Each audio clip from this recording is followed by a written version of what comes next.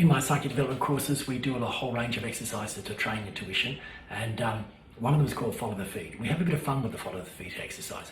So a volunteer steps out the front, and in one class some years ago, a man in his 50s steps up, and we're going to trace his house. We're going to take the shoes that he's wearing now, we're going to mentally or intuitively follow him home and see what the house looks like. And that's all it is. It's not a prediction of what's happening in his life or that sort of thing. We're just trying to identify. For some people, it's just some colours in the room. Other people, it's right down to the sofa with the stitching. And it could be a type of dog. It could be a portrait on the wall. It could be how many doors the refrigerator has, you know.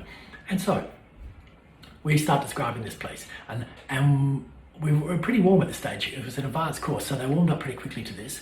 And we're guessing. We've been through the kitchen. We've been through the bathroom. One of the bathrooms. So there are a couple of bathrooms in this house. And I was looking at the living room and I thought, wow, this is a magnificent room. Like 22 foot windows, five big windows together.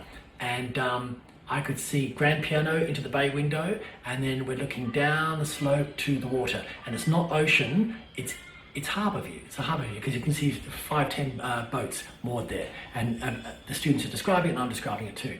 Meanwhile, the man started to cry and we're thinking, what have you done? What have you said? I said, let's just stop for a minute. What's happening? He said, that's not my house. And we thought, oh, well, we seem so confident. And suddenly everyone feels a bit deflated. And he said, no, that was my house. I designed that house. I had it built to my specifications.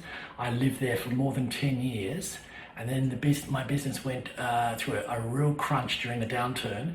And I had to sell the house to pay my bills. The bank foreclosed on the house. And so now I'm in a tiny one-bedroom apartment. And there's not a day goes by where I don't think about that house. And so I explained to the class, we're picking up his old house from, he said it was about 18 months ago, because his heart's still there. You know, that's the house he dreams of going back to. But sadly, once you've sold it, it's unlikely he's ever going back to it. You know, it's not saying he couldn't build another one, but getting onto the foreshores in Sydney is not an easy thing to do twice. You know, and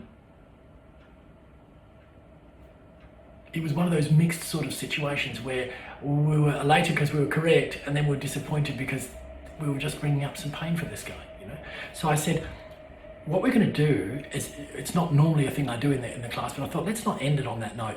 I said, we're going to go forward 5 years. So he gave us his age, we went forward to 5 years now. We're going to go forward 5 years. The feet will be the same, but the shoes probably won't. Okay, so we're looking at him now, we've got to call to him, and we're going to follow him into his next house after this one-bedroom flat that he's in now, you know.